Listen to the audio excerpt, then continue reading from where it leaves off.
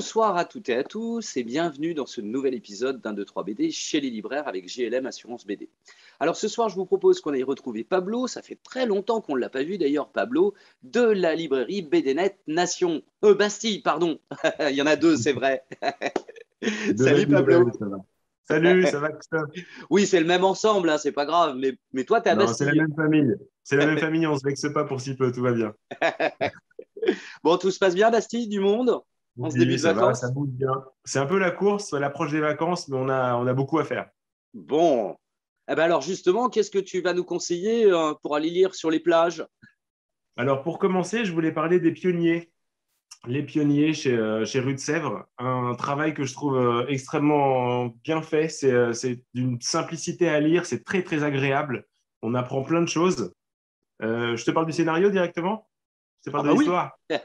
Alors, on va suivre en fait un nombre de personnages toute fin du 19e siècle, donc vraiment dernières années du 19e siècle, où on va avoir l'apparition d'appareils qui permettent d'entendre des sons enregistrés et tout d'un coup d'un appareil qui permet de voir des images animées. Donc, c'est l'ancêtre de nos caméras. Et on va avoir pour la première fois des images qui pourraient être projetées. C'est ce que la création était dans ce but. Il fallait la projeter sous une tente, un peu comme on pourrait faire dans une foire ou avec des forains, etc. Et on va voir plein de personnages. On va voir les frères Pathé, on va voir Monsieur Gaumont, on va voir Alice Guy, on va voir les frères Lumière. Il va y avoir une sorte de tumulte et une effervescence autour de cette création qui est absolument incroyable. C'est un dessin que je trouve extrêmement abouti, un beau travail, un peu levé et vraiment un plaisir à lire. Et on va avoir quantité de personnages qui vont vouloir s'approprier ces créations, qui vont en quelque sorte révolutionner le monde. Donc je trouve que c'est un très très beau titre. C'est un premier volume.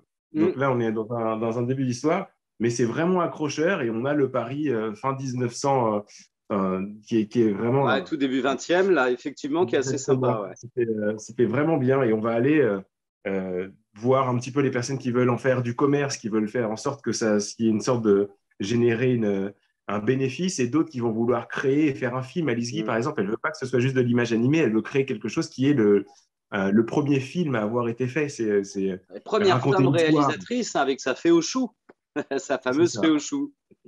Donc moi, j'ai trouvé que c'était extrêmement agréable à lire et j'ai appris plein de choses et le découpage, je le trouve d'une efficacité redoutable. Ouais, ouais, c'est vraiment très bien. Moi, j'ai bien aimé aussi. Très bon conseil pour démarrer. Allez, le deuxième. Alors le deuxième, on va glisser vers le comics. Donc, je vais parler de Strange Adventure. Strange Adventure, le... il y a trois personnes. Il y a deux dessinateurs et un scénariste. Tom King, c'est quelqu'un au scénario qui est extrêmement populaire aujourd'hui. Il a sorti un titre qui s'appelle Rorschach tiré des Watchmen, qui est vraiment bien. C'est un bon polar. Il avait sorti Mister Miracle précédemment, qui était un énorme coup de cœur de la librairie. Et là, il a sorti celui-là, où on va avoir un personnage avec deux visages. On va avoir le personnage qui est héros d'une guerre qu'il a menée et qu'il a gagnée, qui est il fait partie du peuple de Ran, donc il a gagné euh, quasiment à lui tout seul. C'est un personnage extrêmement fort. En parallèle, on a le personnage sur Terre qui fait partie de la Justice League, donc ami de Batman et Superman. Et on va avoir une dédicace qui tourne au drame, c'est-à-dire qu'on a ce personnage-là qui va intervenir et qui va le traiter de criminel de guerre. Il n'y a pas de guerre propre.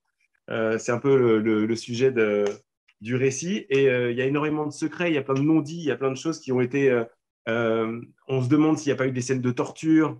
Il n'est pas tout propre, en fait, ce personnage-là. Et on va avoir l'enquête qui se met en place par un personnage extrêmement important de l'univers d'ici et très, très intelligent, plus que Batman encore. C'est assez impressionnant, ça existe. Et il va essayer de comprendre ce qui s'est passé et découvrir et écorner un petit peu l'image héroïque. On va voir le vernis sauter et on se rend compte que finalement, rien n'est vraiment comme il y paraît et que ça ne se passe pas vraiment comme il faut. Et là où c'est intéressant aussi dans ce récit, parce que ce n'est pas que de l'héroïque, c'est sa vie de couple, c'est la relation qu'il a, c'est la disparition d'une personne de sa famille. Et donc, on a l'enquête qui se met en place et un découpage qui n'est pas du tout un découpage comique. C'est pour ça que je ne le conseille pas uniquement aux Ah oui, lecteurs aux fans de de comics, comics, DC ouais. Comics, Hmm. mais on a un découpage où on a sa vie de famille, on a des scènes qui sont des scènes du quotidien, on a lui et sa femme qui s'engueulent vraiment avec des arguments forts. C'est pas juste une partie pour passer à la scène héroïque suivante. C'est pas du comics tel qu'on a l'habitude de le voir. Et c'est très très bien vu et ça se passe pas vraiment bien non plus entre eux. C'est assez fou. Il y a deux dessinateurs. Donc, un dessinateur qui raconte ce qui s'est passé à l'époque pendant la guerre, donc au moment où l'enquête avance, Ouais. et le présent, où l'enquête est en cours et où on découvre la réalité dans notre présent à nous. Donc, le D'accord. passé, l'explication de ce qui s'est passé dans le passé et le présent pendant l'enquête. C'est vraiment super bien. Ah ouais, c'est marrant d'avoir un double dessin en fin de compte. Et le traitement graphique, il est assez surprenant. Le découpage, il est maîtrisé. C'est exceptionnel. Il y a un côté presque il est cérébral, en fait, ce scénariste. Il Hmm, a tout construit et on voit que c'est pas juste chapitre par chapitre pour faire une série régulière. Là, vraiment, hmm. il a tout construit et tout prend forme. C'est extrêmement bien raconté. Ah, ça a l'air très bien ça. J'ai pas lu. Mais écoute, très bon conseil. Voilà, j'ai un album pour lire cet été. Très bien. Ça ne Allez, vaut le pas petit mieux, alors. dernier, Pablo. Ouais, puis j'ai vu, c'est conséquent. Ouais. Et le dernier, bah, celui-là, il peut se mettre dans un sac sans problème, hein. C'est un tout petit truc. Hmm, C'est génial. Il est aussi bon qu'il est petit. C'est un plaisir à lire. C'est une autrice que j'ai découvert là-dessus. Je l'avais suivi un petit peu sur Instagram. C'est que des histoires courtes où elle va mettre en scène son quotidien, elle va mettre en scène sa famille, sa mère, elle va parler de plein de choses, elle va parler de l'enfance, elle va parler du deuil, elle va parler des déceptions, elle va parler des... En fait, elle se confronte à la vie et on la voit grandir et quelque part devenir celle qu'elle va être adulte.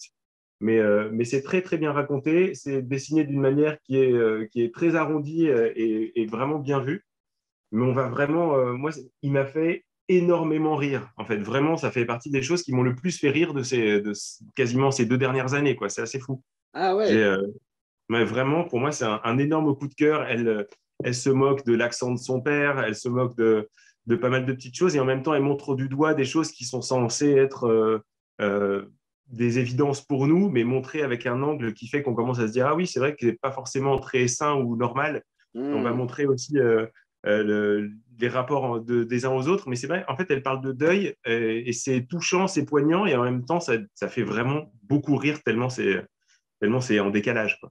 Et ça, c'est sa première bande dessinée Moi, je la imprimée? connaissais pas avant, donc je pense que c'est sa première. C'est chez Ok, même pas d'accord. mal, mais c'est vraiment, moi, j'ai trouvé que c'était un des titres. Je pense, je me le suis acheté et je pense que je vais le relire plusieurs fois, hein. Dès que j'en aurai un petit peu besoin, je vais me le rouvrir et lire 2, 3 scénettes parce que c'est un réel plaisir. Ouais, et puis c'est chez un éditeur indépendant.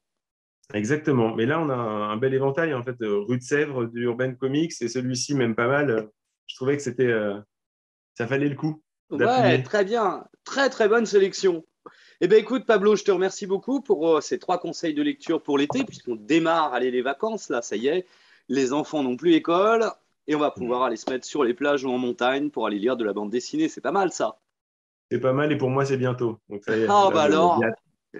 Eh bien, écoute, de toute façon, la librairie BD de Bastille est ouverte tout l'été. Oui, on fait un roulement. Très bien. Eh bien, écoute, je te souhaite de bonnes vacances, alors de bien en profiter, et puis je reviendrai Merci, te toi voir un de aussi. ces quatre.